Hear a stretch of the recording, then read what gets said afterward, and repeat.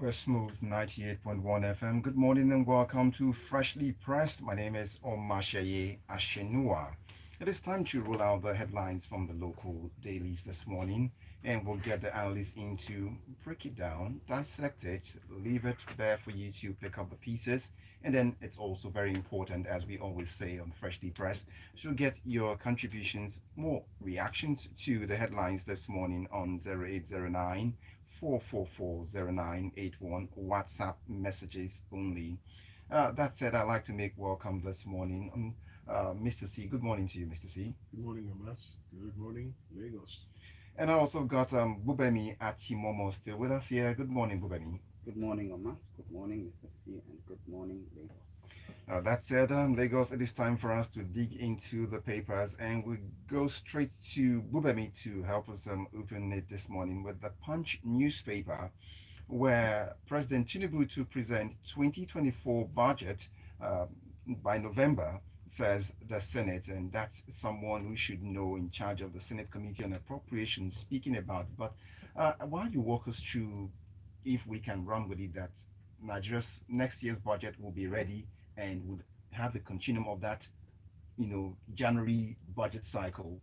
Help us understand, some of these things because he also had to talk about uh, there will be no padding in it at some point in the story. Okay, so the chairman of the Senate Committee on Appropriation, Senator Solomon Adiola, was the one who made this known to people at the inaugural meeting of the committee. So he mentioned that the president would be submitting the appropriation bill for 2023 within a couple of hours, and the budget for 2024 within a couple of weeks, so early in November. Well, typically, what we've experienced in the last few years is that the president typically would present the budget to the National Assembly by early October, Yeah. so it would have been reviewed and then it can be signed into law before the end of the year. So for 2020, so I think it was signed in December towards the end. In fact, I think it was signed on the 31st of December, 2021 rather. 2022 it was signed first week in January, and so at least we're able to maintain that January to December cycle. For me, I'm interested in seeing what goes into the budget. Over the years, for people who have critiqued the contents of the budget, typically one of the things that they've noticed is sometimes you find that there are items that are repeated. You find that items that were budgeted for the year before are rebudgeted for again in that same year. You find that things that are supposedly available, are budgeted for. You find that things that are not needed are budgeted for. So I'm sure that all of us will be interested in seeing what the MDA submits as part of the budget items. One critical thing that I also believe that the budget will show is whether the government is ready to reduce the cost of governance and also how they intend to do this. By the time we see the projects that have been nominated, by the time we see what items are being requested for, then we'll have a sense of whether the government is really interested in reducing the cost. One other thing is I'm interested in is seeing how the budget will be monitored and tracked across the year. It's not enough to just budget, but we also need to know that the monies are being allocated judiciously and the projects that are budgeted for are being, executed as planned. So the committee has a lot of work on their hands. Mm-hmm. If they do get that budget by early November, which means they would have maybe just about 8 weeks or Yeah, less, above a month. Yeah, exactly, to be able to 2 months. scrutinize, and they also have budget sessions where they invite the heads of the MDAs to come and defend the budget and all of that. So I'm hoping that they can do this in 2 months. So one of the reasons they alluded to the lateness of the submission of the budget was because this is a new administration. They've only had about roughly 5 months, and they do believe that the president has a new spin on the approach to governance. So Okay. they believe that it's important for them to have sat down to be able to put that budget together. So let's see. Now, just before I let this rest, so far we've had this budget cycle that would start in January, at least with the Buhari's administration till date. Looking at how far we've performed, have we really done any, would you say, the economy and the approach to government business or it has had a generally what you call a positive impact on stimulating the external business environment? Um, Maybe a little bit of yes and no. So one thing, one of the things I had said was tracking and monitoring. I Yes. don't think that has been emphasized enough, which is one of the reasons I'd really love to see that. What I found is that we have like independent bodies who make it their own mission to track these things. That's something I believe the government should be doing itself. So we should have maybe like a website where we can see, progress of all of these things, and then we can determine whether the impact is real on the people, but we don't have that from the government. So, you know, But maybe. but I see the people there, the people themselves for who the budget is meant. Mm. Where is their place in also monitoring? If every time we go No, to that's sleep, that's what I was saying. That we have independent bodies who do these things. So that for me is not. Ideally, government should as have its citizens, own. don't we have a role? I mean, everybody must. This is our budget. Oh, definitely we do, but we don't necessarily have access to all of the information Yes. since it's not our mission, quote and unquote. My belief is that if the government provides its own data, independent bodies can provide their own data, and then we, the citizens, can be left to Okay. So I compare. quickly want to jump in. All right. Two things. So over the past, say, 24, 30 years, what has been the level of implementation of each successive budget? I dare say none of these budgets has gotten to about 50% implementation or execution. That's the first thing.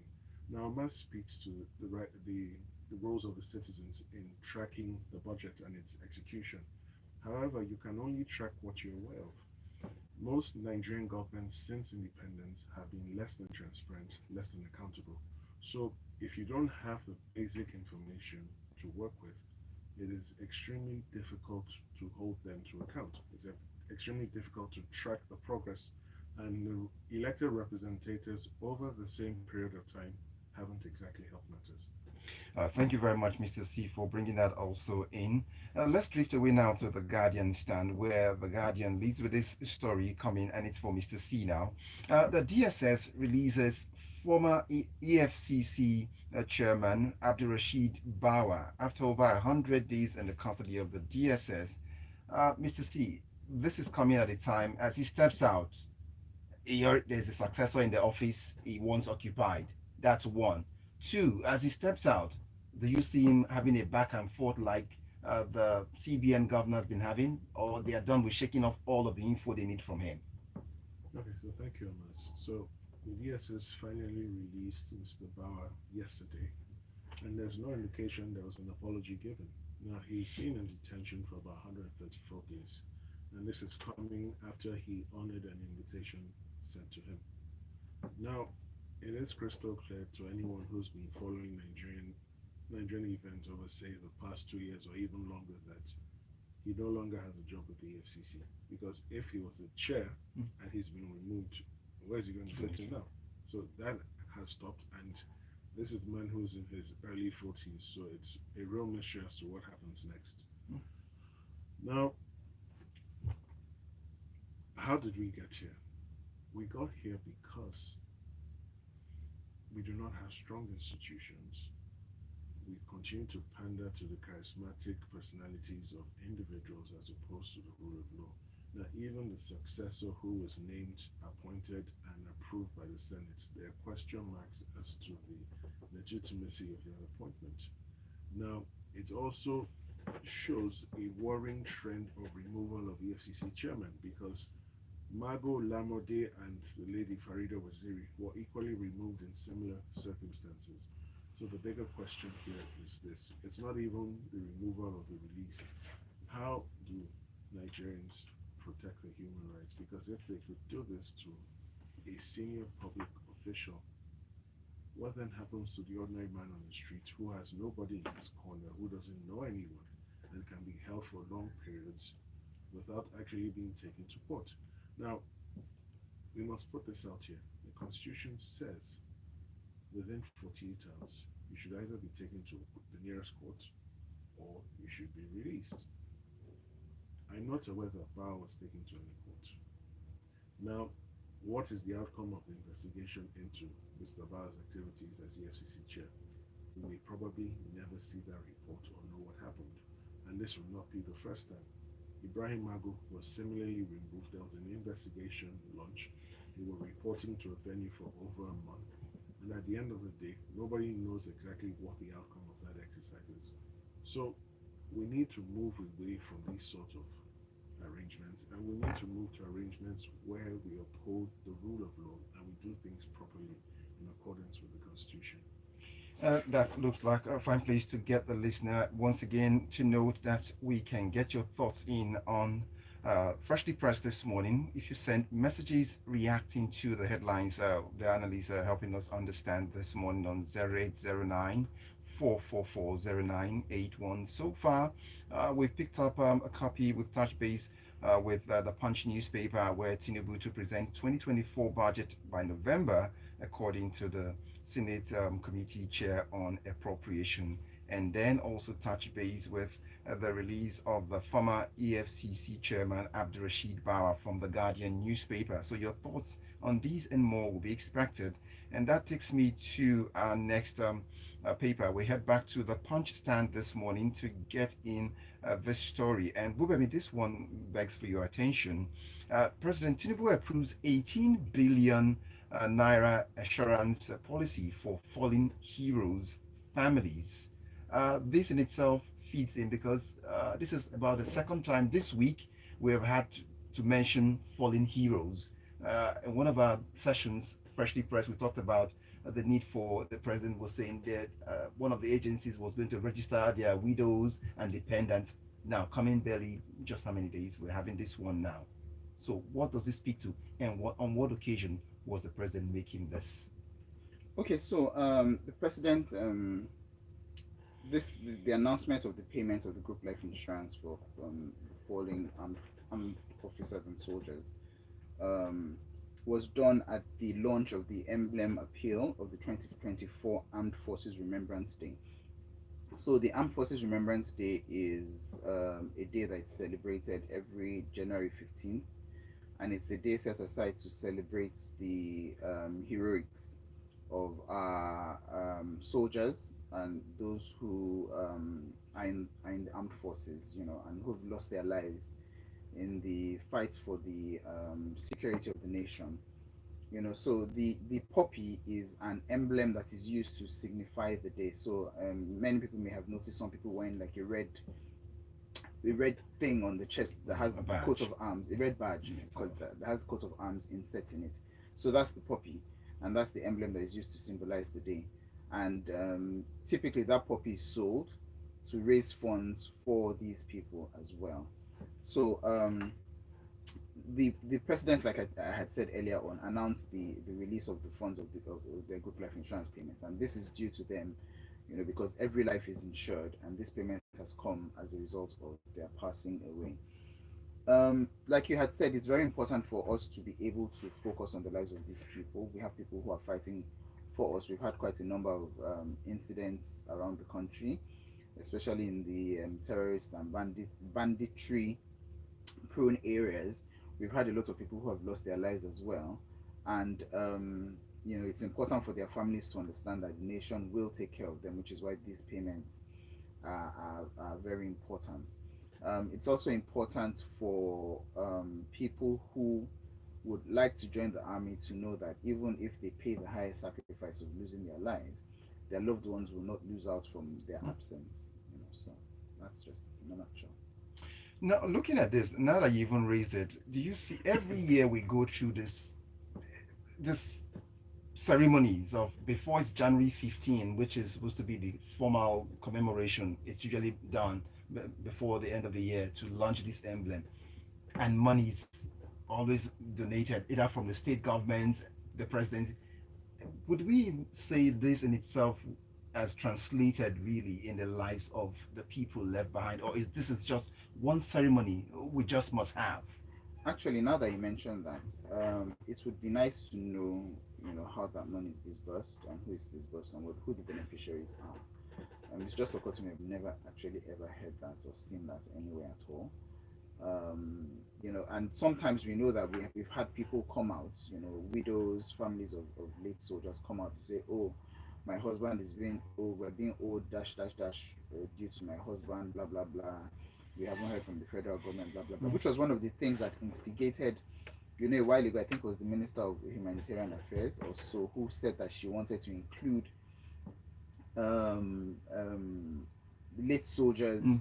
in a database, in a welfare database, which was something I was against, actually, because I had argued that we have things like this group life assurance, we have contributory payments from the raising of monies for puppies and things like this.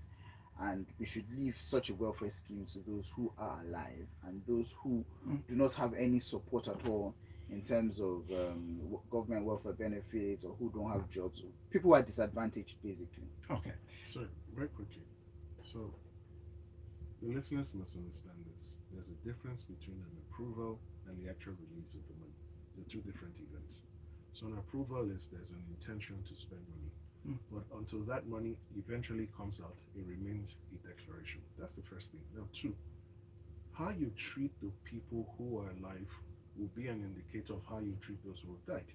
Now, if the people who are alive, who are actually doing the work, are poorly paid and are not even paid on time, what is the guarantee that those who have paid the ultimate sacrifice will be treated fairly? And we only need to go back from independence till date to get the answer. This leads us now straight to go to the Premium Times this morning as we see messages already piling for us. And just keep the messages coming, reacting to the headlines this morning on Freshly Pressed on Smooth 98.1 FM 0809 4440981. Mr. C, this one from the Premium Times. Rule of law. Nigeria slips by 2 points, now ranks 120th out of 142 countries, according to the report released by the World Justice Project, WJP. So, the next question is democracy, the rule of law would go together. So, how can we be seen to be sleeping down the ladder with respect to rule of law?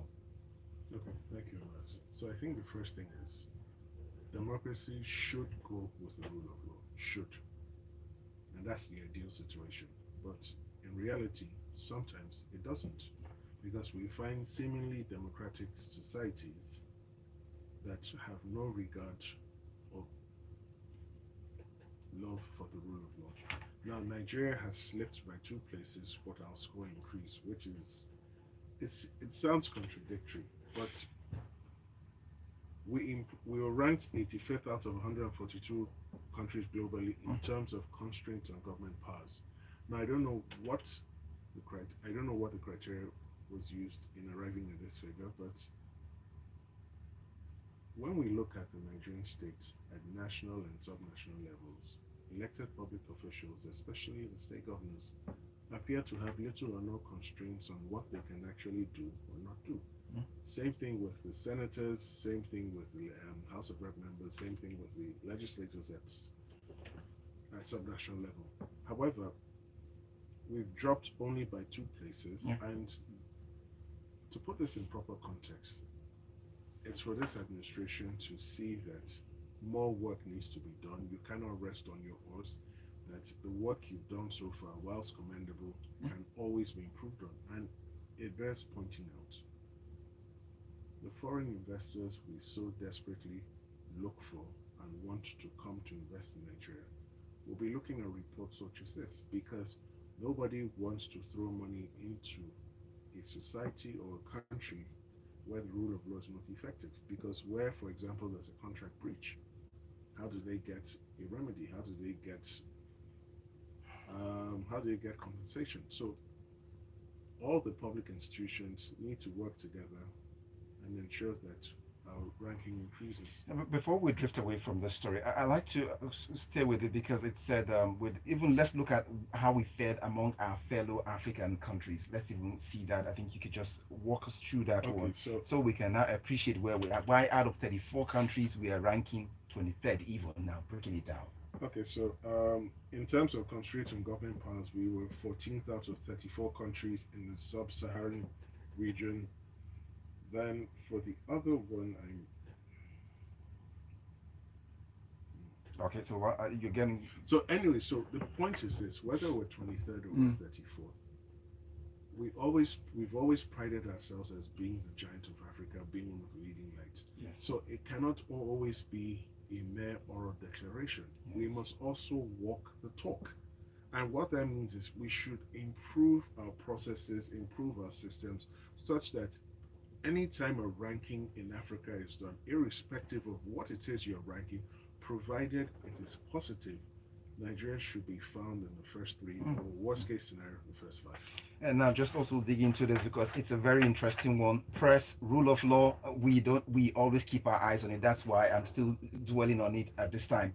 So it looks at the top countries ranked in this report would give me countries like Denmark, which may not come as a surprise to any of you gentlemen. Denmark, I see Norway there, Finland, Sweden, and Germany. You're not surprised about them being top ranked. So if you look at all the countries that are top ranked, there are common threads that run through all of them. One, quality of life, Okay. GDP ratio, the fact that crime in these countries is remarkably low. Now let's contrast that with the countries of the lowest scores: Yes. Venezuela, Mhm. Cambodia, Mm. Afghanistan, Haiti, Democratic Republic of the Congo. What do these five countries have in common? Poor economic fortunes, strife, persistent and continued strife, a near complete disregard for the rule of law and its application, and then some of them have autocratic regimes.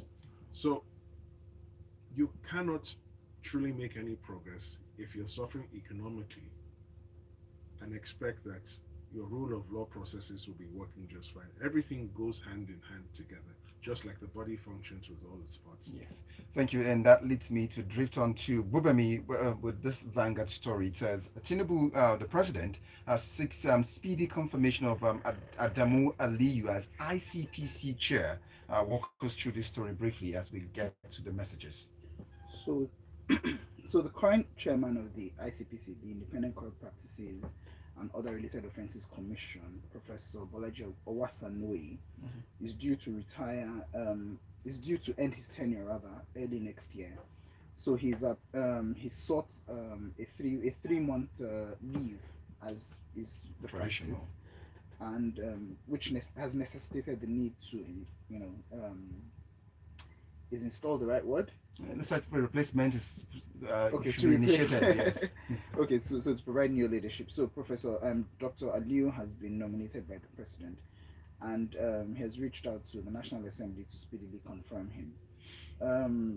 I assume that by all means and intents, the nominee will be confirmed um, by the National Assembly, as has been their practice with the president's nominees.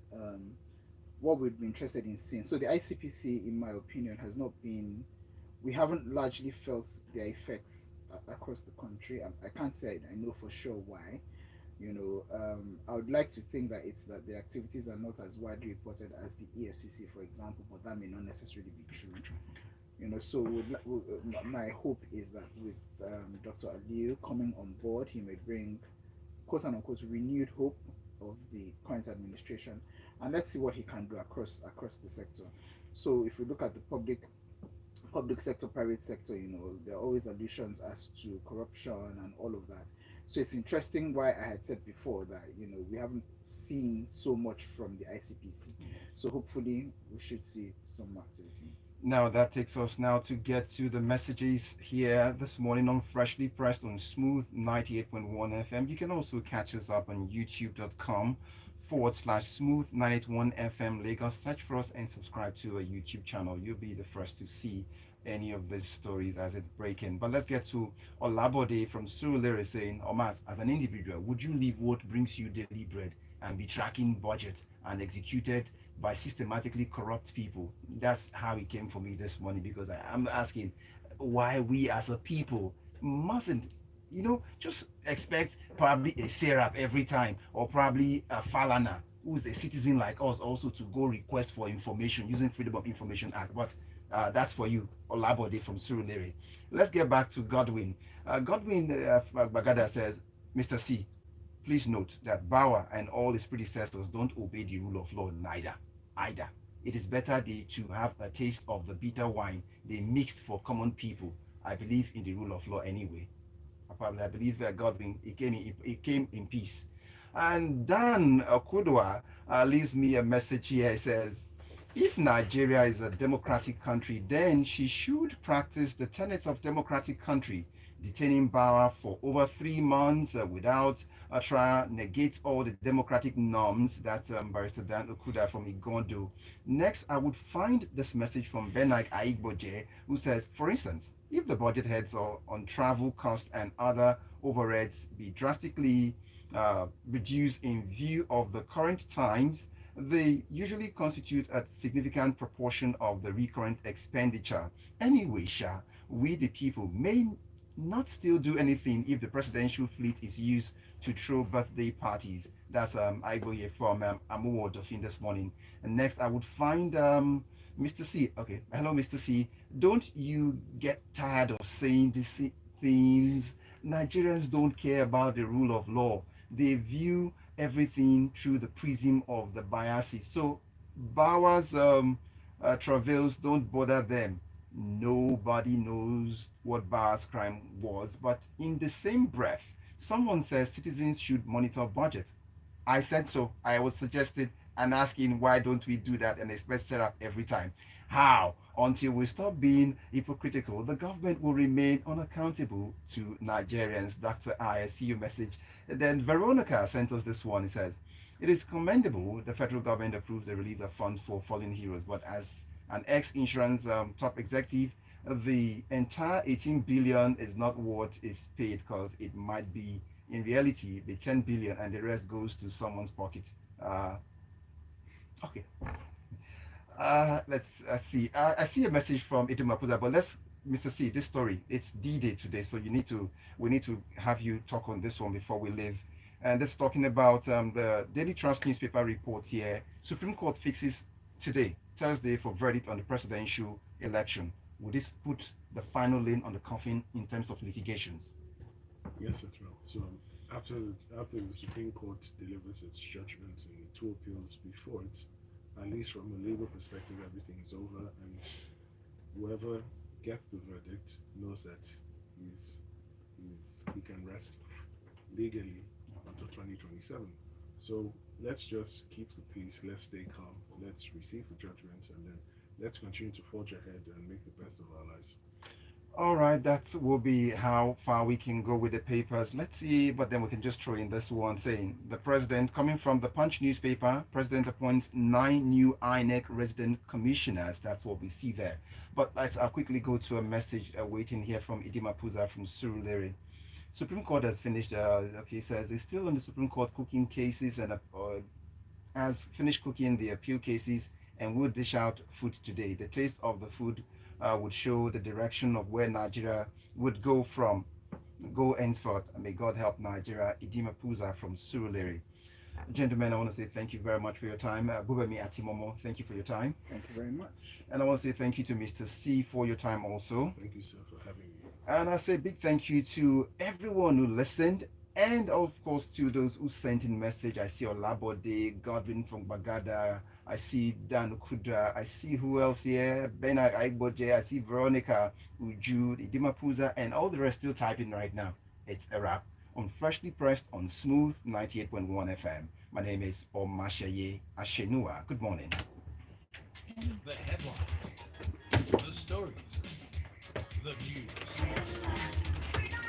in-depth analysis of national